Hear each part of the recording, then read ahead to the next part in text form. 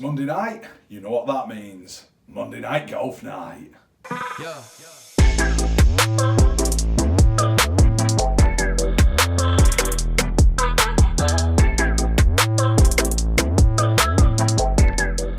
Good evening and welcome to Monday Night Golf Night. I'm your host, The Tall Golfer, and we have a jam-packed show for you tonight.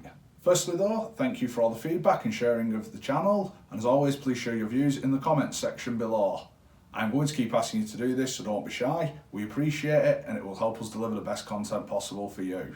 We start tonight with the hot and controversial topic of LIV Golf. I for one do not have a problem with LIV Golf and welcome its emergence to rival both the PGA Tour and the DP World Tour. Yes, the fields, although star-studded at the top end, do lack depth in quality, with some players sadly on the downward trajectory or never quite good enough in the first place. And then there is the no-cut issue, which does question the motivation and challenge to raise your game. But you cannot blame the players for taking vast amounts of money for less work and a guaranteed paycheck. Any other profession, you would do that. LIV seems to be focused on the players receiving their full entitlement to funds, and that has not always been the case, especially on the PGA Tour. Plus, it broke the monopoly that the PGA was trying to create. This last week, LIV have been told they will not receive official world ranking points, which is just ludicrous when you think the likes of DJ, Brooks, Cam Smith, Bryson would all be top 10, and others like Sergio, Abraham Answer, Paul Casey, Joaquin Neiman, Thomas Pieters and others would be top 50 comfortably. I hope the four majors revamp the qualification criteria, not just for LIV, but to ensure they have the best possible fields. On to the actual golf now, and what a great scenario we had. 3 players in with a shout to win the individual championship and the $18 million bonus. Cam Smith led the way, followed closely by Taylor Gooch, and a late charge had put Bryson in the mix. If either Cam Smith or Taylor Gooch win outright, they would take the title. Bryson had to win and hope Cam Smith is worse than 5th and Gooch worse than 3rd. Now, as LIV is still in its infancy, the other players are playing for their futures, and the players need to be in the top 24 to guarantee their places for 2024, unless they are a team captain. I do not like this and feel it should be open season. No player should be exempt. What do you watching at home as fans make of this situation? If a player is 45th or lower, then they are relegated and will need to visit the promotion tournament in December. There is also the team element that is quite confusing, but teams are vying for position for the team championship in Miami. The first round leader was Mark Leishman with a great opening score of 5 under and was closely followed by DJ, Brooks and Harold Varner III. I managed to watch some of the first round and Phil Mickelson was doing Phil Mickelson things, mixing 5 birdies with 4 bogeys for a 1 under opening round. Classic Mickelson. The second round belonged to Brooks Koepka with a great score of 8 under, putting him in the lead. I was pleasantly surprised to see Bryson shoot 7 under and put himself into the mix and throw the individual championship wide open. Also, Sergio Garcia started to show some form. The final round had plenty of scenarios going on. Who would win the tournament? Who would win the season-long standings? And the $18 million. Which players would secure their status and which would be relegated? We will start with the top end, and a last round charge from Taylor Gooch forced a playoff with Brooks Koepka. Both players birdied the first playoff hole, and Brooks with a birdie the second time meant he defended his title. This did mean though that Taylor Gooch won the season-long title and a cool $18 million. At that point you could just retire and play golf for fun or bets. At the other end though, players like Scott Vincent and Bernd Wiesberger did enough to secure their status, but Jed Morgan, James Pio, Chase Koepka and Siwon Kim were relegated. Now, as mentioned earlier, both Lee Westwood and Martin Kaymer were in the drop zone, but are exempt as team captains. To me, both should be joining the other 4 in the promotion tournament in December. It should be cutthroat like that. Please let me know your thoughts on LIV. Does LIV and its deep pockets and controversy have enough to win the golf world over? Yeah. Moving on to the DP World Tour, from the very wet weather in Scotland to the warm and sunny Spain, and the Open de España in Madrid. This had quite a strong field with world number 3 Jon Rahm getting off to a solid start of 4 under. Justin Rose opened with a level par round, and surprisingly Andy Sullivan opened with a +4. I was happy though to see Alex Fitzpatrick open with a round of 2 under. I watched Alex at the Open Championship and he seems a genuine nice guy, and his rise recently seems deserved. The leader though on day 1 with a terrific 8 under was Mathieu Pavon. The second round saw Pavon keep his lead at 11 under despite a slow start. Justin Rose had a better second round and moved to 4 under to trail by 7. Now I could watch Justin Rose hit balls for hours. What a swing. Surprisingly, Jon Rahm moved backwards after a 1-over round, and Andy Sullivan battled hard but missed the cut, which fell at 2 under. The third round saw Mathieu Pavon continue his excellent play and got to 16 under. Nathan Kimsey was his nearest challenger at 14 under, but it was great to see Eddie Pepperell moving in the right direction, and Jon Rahm pieced together a decent third round.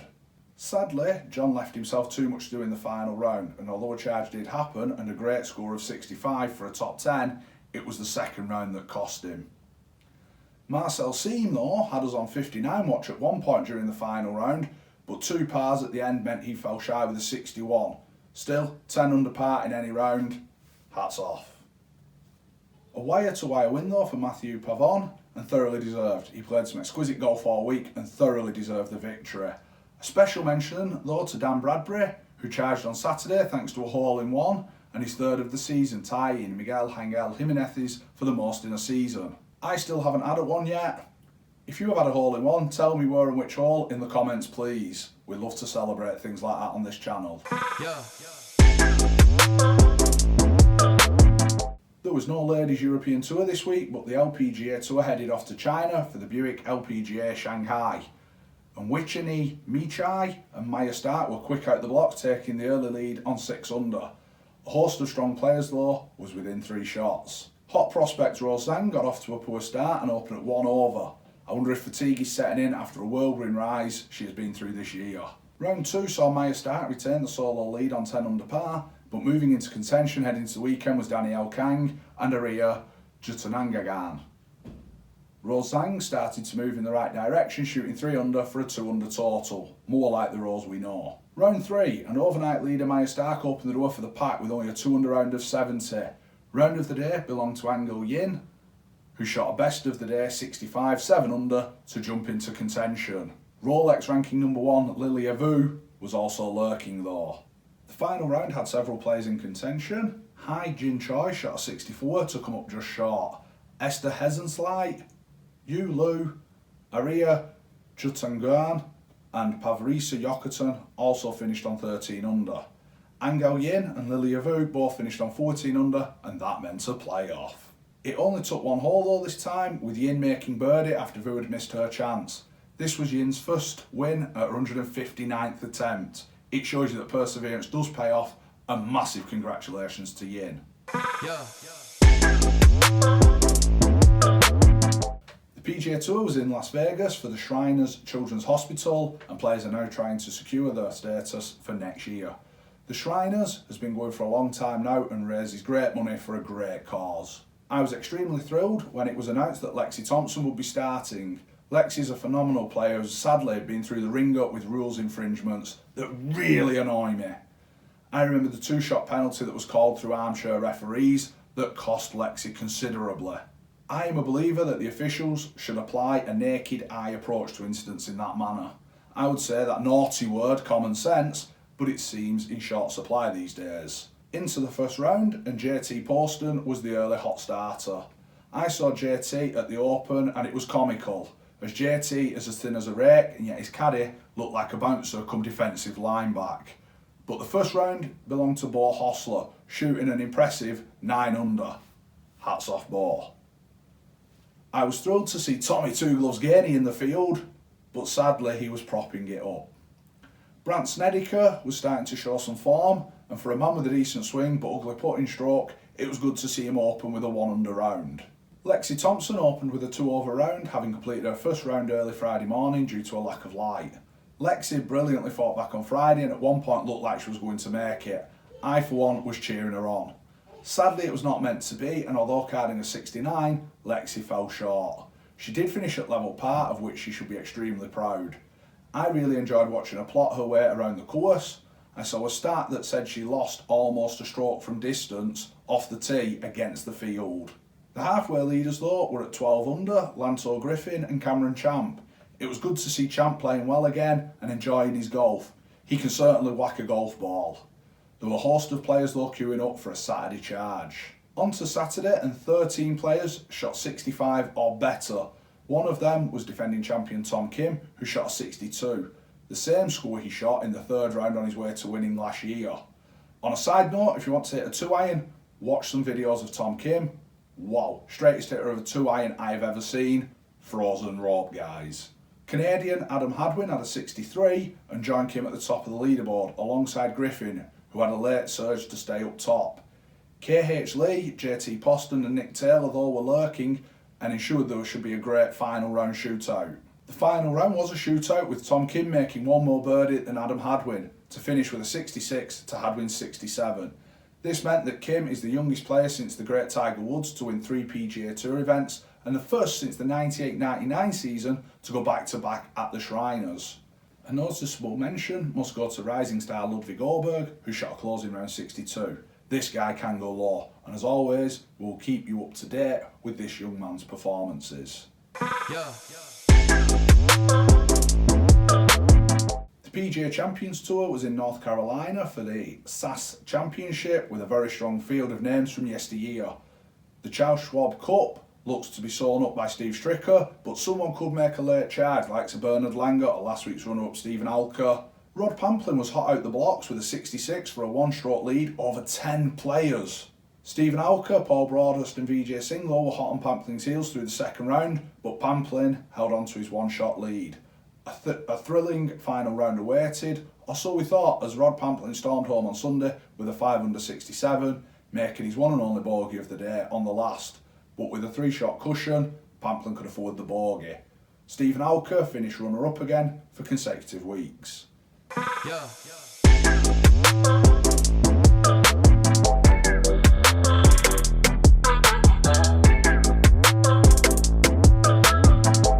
Out of bounds is where we call something out in golf that is plainly wrong. This week I'm going big, and although I'm unaware of the extent in the amateur game, it seems to creep up regularly in the professional game, and that is doping.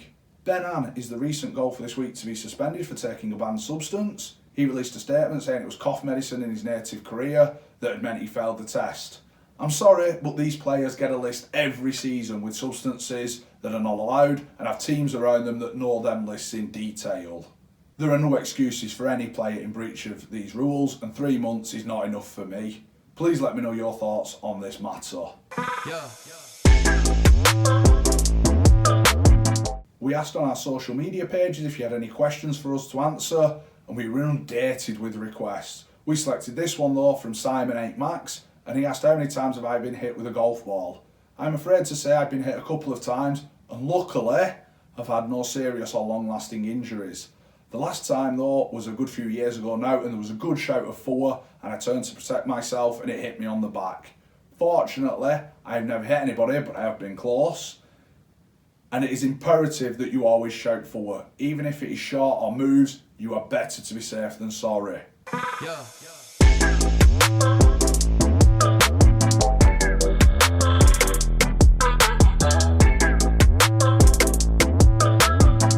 As you know, here on Monday Night Golf Night, we love a good deal, and here are this week's. Deal 1. If you fancy some warm weather training or relaxation, then this could be the offer for you.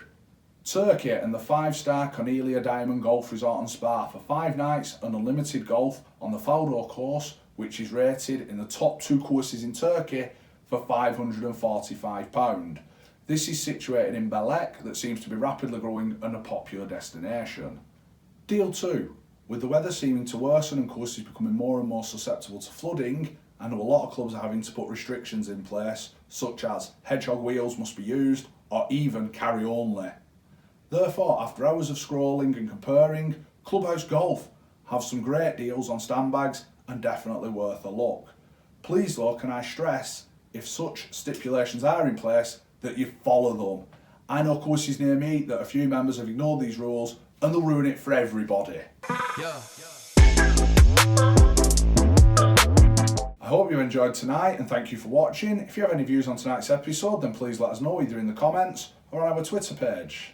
Look forward to seeing you next week. I've been the Tall Golfer. Thank you and goodbye.